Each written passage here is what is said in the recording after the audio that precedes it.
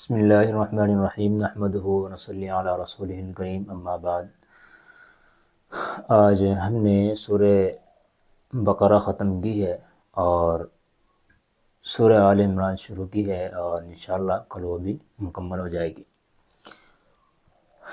اس سورت کا نام سورہ بقرہ ایک خاص واقعے کی وجہ سے رکھا گیا ہے۔ اللہ تعالیٰ نے قرآن کریم کے اندر بنی اسرائیل کا جو تذکرہ کیا ہے، یہ بہت ہی سبق آموز واقعہ ہے۔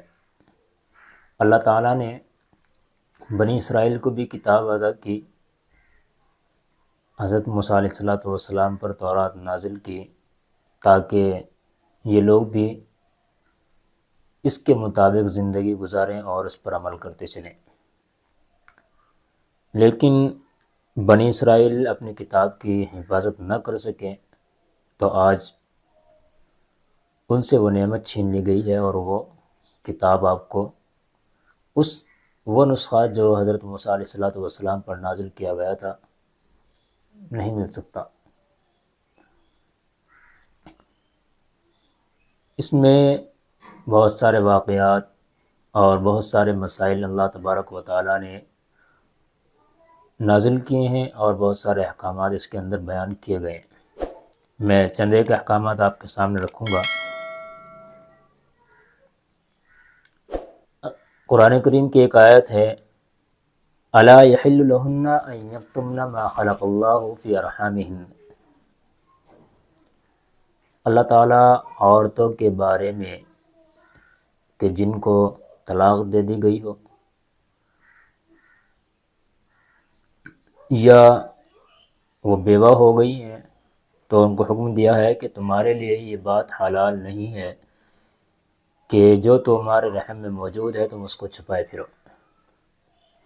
اس کا معاشرت سے بہت گہرا تعلق ہے، چونکہ یہ ایک ایسی چیز ہے جو عورتوں کے ساتھ لگی ہوئی ہے۔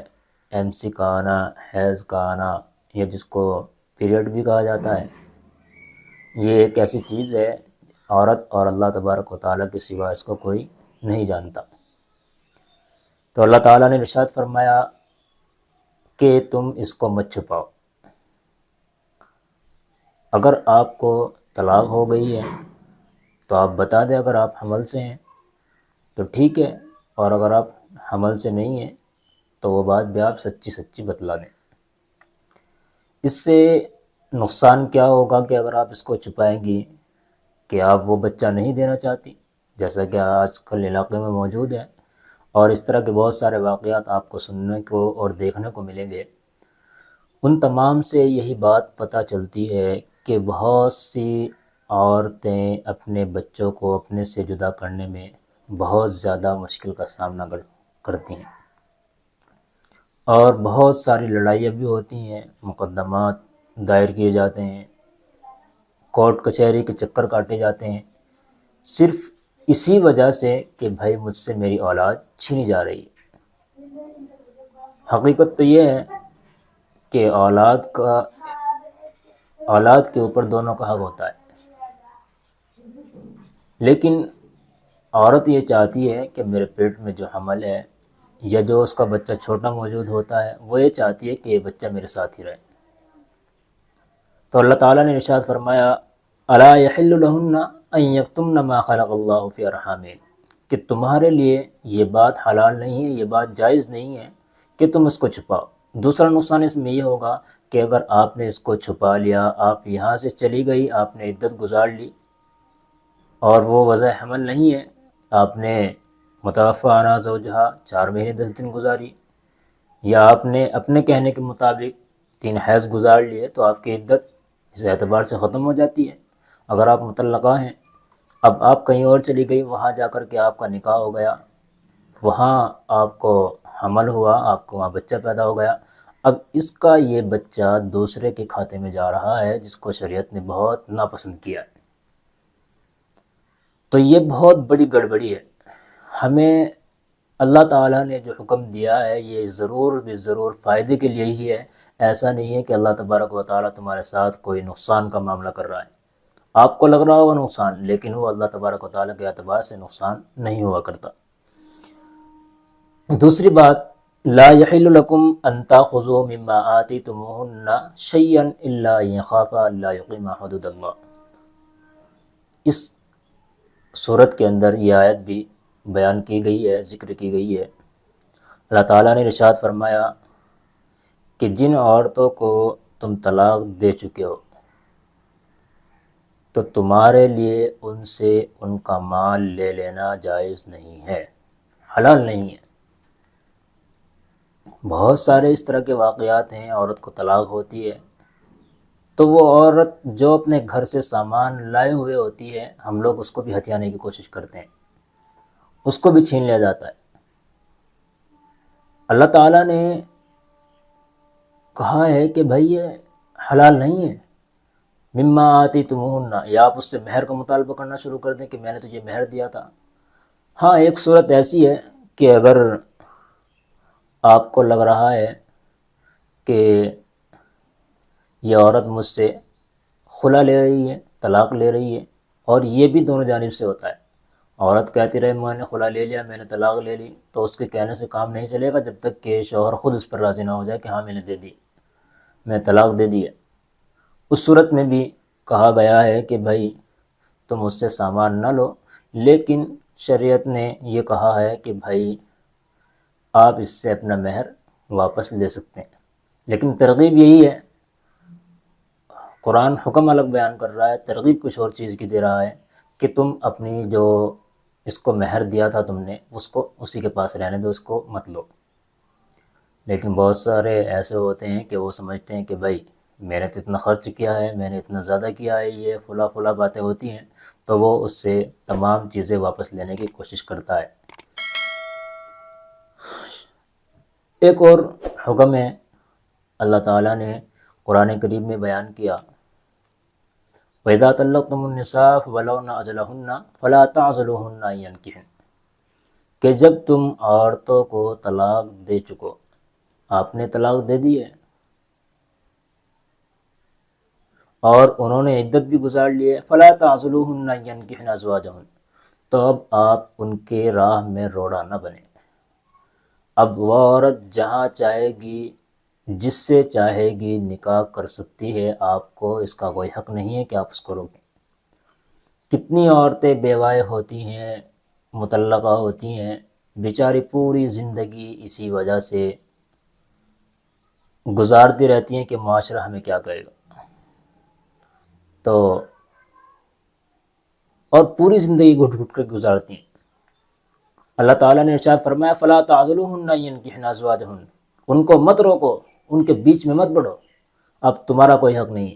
ہمارے یہاں اگر اس بات پر ایگری ہو جاتے ہیں کہ بھائی یہ نکاح کر سکتی ہے، تو اس کو زور زبردستی کیا جاتا ہے کہ نکاح بھی ایسی جگہ پر کرے گی جہاں ہم چاہیں گے یا جس سے ہم چاہیں گے، لیکن شریعت نے اس کو پورا حق دیا ہے، اس کی جہاں مرضی ہے وہاں نکاح کرے گی۔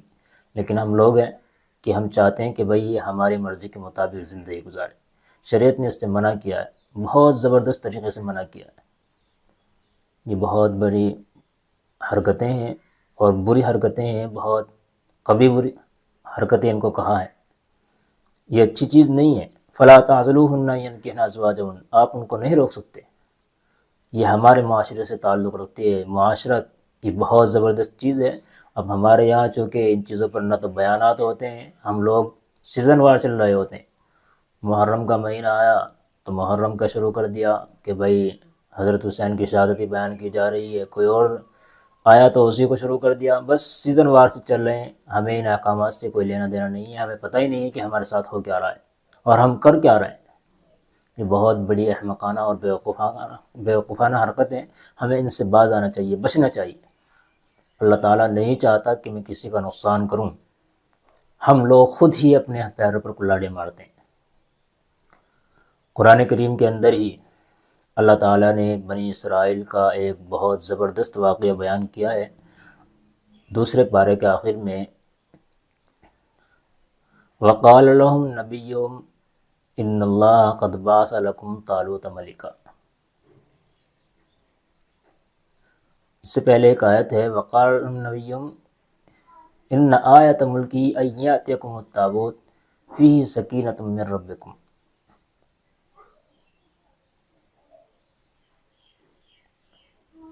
قرآن کریم کی اس آیت کے اندر اللہ تعالیٰ نے بنی اسرائیل کے ایک واقعے کو ذکر کیا ہے، جن میں حضرت داؤد علیہ السلام، حضرت لوط علیہ السلام کا تذکرہ بھی، حضرت طالوت علیہ السلام کا تذکرہ بھی کیا گیا ہے۔ واقعہ یہ ہے فلما فصل طالوت بالجنود قال ان اللہ مبتلیکم بنار۔ اللہ تعالیٰ نے بنی اسرائیل کو لڑنے کا حکم دیا، تو بنی اسرائیل کے اوپر جس کو کمانڈر بنایا گیا ہے وہ اللہ تبارک و تعالیٰ کی جانب سے چنندہ ہیں، جن کا نام طالوت ہے۔ حضرت داؤد علیہ السلام چونکہ جانتے تھے اور ان کو پتہ تھا کہ یہ طاقتور ہے، اور اللہ تبارک و تعالیٰ تو جانتا ہی ہے، اس نے حضرت طالوت علیہ السلام کو چن دیا تھا۔ لیکن بنی اسرائیل کی جو خباثت ہے یہ ان کے اندر کوٹ کوٹ کر بھری گئی ہے۔ انہوں نے بہت حرکتیں کی ہیں، حضرت موسیٰ علیہ السلام کے ساتھ رہے تب بھی اتنی حرکتیں کی ہیں۔ حضرت موسیٰ کوہ طور پر پہنچ گئے حضرت ہارون کو چھوڑ کر کے، لیکن پھر بھی یہ باز نہیں آئے۔ ادھر کتاب نازل ہو رہی ہے، کتاب ان کو دی جا رہی ہے، اس کا یہ احترام نہیں کر سکے، اس کی پاسداری نہیں کر سکے۔ انہوں نے بہت حرکتیں کی ہیں اور اللہ تبارک و تعالیٰ کے ساتھ گویا کہ انہوں نے بہت غداری کی ہے۔ یہ بات اللہ تعالیٰ کو بہت ناگوار گزرتی ہے۔ اس واقعے کے اندر جو آیت میں نے پڑھی ہے فلما فصل طالوت بالجنود قال ان اللہ مبتلیکم بنہر، اللہ تعالیٰ نے حضرت طالوت کو ان کے اوپر کمانڈر بنایا، تو انہوں نے اس پر بھی کہا کہ آپ نے کیسے ان کو بادشاہت دے دی، کیسے آپ نے ان کو ہمارے اوپر کمانڈر بنا دیا، کہ اس سے زیادہ تو ہمارے پاس مال موجود ہے، ہمارے پاس بہت ساری فوج موجود ہے، اپنے اعتبار سے باتیں کرنے لگے۔ اللہ تعالیٰ نے کہا کہ بسطۃ فی العلم والجسم،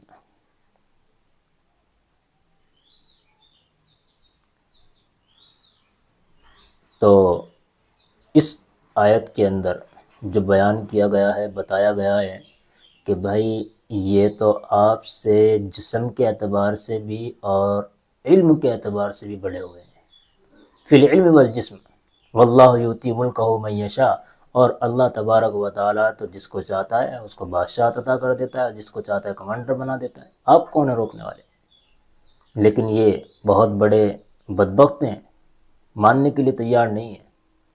اللہ تعالیٰ نے پھر آگے چل کر کے کہا ان اللہ مبتلیکم بنہر فمن شرب منہ فلیس منی، کہ ان میں سے جو بھی نہر سے پیے گا فلیس منی، وہ مجھ میں سے نہیں، وہ ہم میں سے نہیں ہے، وہ میرا ہے ہی نہیں۔ اللہ تعالیٰ نے صاف انکار کر دیا۔ ومن لم یطعمہ فإنہ منی، اور جو نہ کھائے گا نہ پیے گا، ہاں الا من اغترف غرفۃ بیدی، تھوڑا بہت ایک آدھ چولو پانی پی لیا پیاس کو روکنے کے لیے، بجھانے کے لیے، تو کوئی بات نہیں ہے، اس میں کوئی حرج نہیں۔ تو یہ اللہ تعالیٰ نے امتحان لیا ہے ان کا، بہت زبردست طریقے کا امتحان لیا ہے، جس کے اوپر یہ تیار نہیں تھے۔ تو اللہ تعالیٰ کو چونکہ غضب آیا، اس طرح کے ان کے ساتھ بہت سارے واقعات ہوئے ہیں، اور کافی دنوں تک ان کے ساتھ، کافی سالوں تک ان کے ساتھ یہی معاملہ چلتا رہا۔ لیکن یہ لوگ ایک عجیب قوم ہے، اتنے سارے نبی بنی اسرائیل کے اندر آئے ہیں، لیکن یہ لوگ ماننے کے لیے تیار ہیں۔ بہت انہوں نے اللہ تبارک و تعالیٰ کی نافرمانیاں کی ہیں، بہت زیادہ اللہ تبارک و تعالیٰ کے حقوق کو پامال کیا ہے۔ اللہ تعالیٰ کو جب غضب آیا تو ان کا بہت برا حال کیا اللہ تبارک و تعالیٰ نے۔ حضرت نوح علیہ السلام کے واقعے کو آپ دیکھ لیں، کیسا واقعہ ہے۔ حضرت موسیٰ علیہ السلام چند ہی لوگ بچے ہیں، ورنہ اللہ تبارک و تعالیٰ نے ان کو بھی فرعونیوں کے ساتھ ختم کر دیا، کچھ ہی لوگ بچے تھے۔ لیکن بس یہی ہے، ہٹ دھرمی میں اپنے اڑے ہوئے ہیں، لڑ رہے ہیں، جھگڑ رہے ہیں زبردست طریقے سے، کسی کے بھی پیچھے لگ پڑے، کچھ پتہ ہی نہیں ہے، ادھر نبی سمجھا رہا ہے، کچھ پتہ نہیں، تو ہمارا حال بھی ایسا ہی ہو رہا ہے کہ ہم بھی قرآن کریم کے حکم کو، ہم صرف قرآن کریم کو جو مانتے ہیں اور جو ہم پڑھتے ہیں صرف یہاں تک محدود رکھتے ہیں کہ بھائی یہ جنازوں میں پڑھا جائے، کسی کا انتقال ہو گیا وہاں پڑھا جائے، کبھی ہاتھ پڑھ لیا کوئی بات نہیں، بس ہم نے قرآن کریم کو محدود رکھ دیا ہے۔ قرآن کریم کی ایک آیت ہے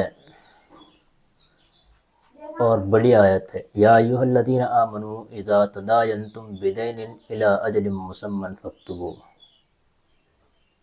اللہ تعالیٰ نے اس میں بھی معاشرت کا بیان کیا ہے کہ جب تم کسی کو قرض دیا کرو یا لیا کرو تو اس کو لکھ لیا کرو، فاکتبوہ، اس کو لکھ لو، کتنی تاریخ ہے، آپ کتنی تاریخ کو لے کر کے جا رہے ہیں، کتنی تاریخ تک مجھے واپس کریں گے، یہ تمام چیزیں ہمیں اپنی کاپی میں نوٹ کر لینی چاہیے۔ وَلْيَكْتُبْ بَيْنَكُمْ كَاتِبٌ بِالْعَدْلِ، اور تمہارے درمیان اس کو جو لکھنے والا ہو وہ ایک عادل کاتب ہو۔ ایسا نہ ہو کہ بھائی پیسے لے کر کے اس کو تاریخ کو گڑبڑ کر دیا کہ بیچارہ جو پڑھنا لکھنا نہیں جانتا لیکن اس کے پاس پیسہ ہے تو آپ اس کے ساتھ دھاندلی کرنا شروع کر دیں۔ اللہ تعالیٰ نے بہت زبردست احکامات دیے ہیں۔ وَلَا يَأْبَ كَاتِبٌ أَن يَكْتُبَ كَمَا عَلَّمَهُ اللَّهُ فَلْيَكْتُبْ وَلْيُمْلِلِ الَّذِي عَلَيْهِ الْحَقُّ وَلْيَتَّقِ اللَّهَ رَبَّهُ وَلَا يَبْخَسْ مِنْهُ شَيْئًا۔ اللہ تعالیٰ بہت سخت احکام یہاں نازل فرما رہے ہیں، بتا رہے ہیں معاشرت کے تعلق سے، یہ صرف آپ لوگوں کے فائدے کے لیے۔ اس لیے ہمیں ان چیزوں پر غور کرنا چاہیے کہ بھائی ہم کس کے ساتھ لے رہے ہیں، کس کے ساتھ ہمیں کیسا معاملہ کرنا ہے، کیسی اس کے ساتھ ہمیں لکھائی پڑھائی کرنی ہے، یہ تمام چیزیں ہمارے ساتھ ہونی چاہیے، ہمیں پتہ ہونا چاہیے ان چیزوں کے بارے میں۔ چند احکامات ہیں، وقت چونکہ اس وقت میں تراویح کا بعد ہوتا ہے تو لوگ بیٹھتے نہیں ہیں، اور بیٹھتے ہیں تو بیچارے وہ بھی تھکے ماندے، تھوڑا ہی ٹائم لیا جاتا ہے تاکہ آپ لوگ کچھ سمجھیں اور ان پر عمل کرنے کی کوشش کریں۔ اللہ تعالیٰ سے دعا ہے کہ اللہ تبارک و تعالیٰ صحیح طرح سے بات کہنے کی، سننے کی، سمجھنے کی، اور پھر ہم سب کو اس پر عمل کی توفیق نصیب فرمائے۔ وآخر دعوانا الحمدللہ رب العالمین۔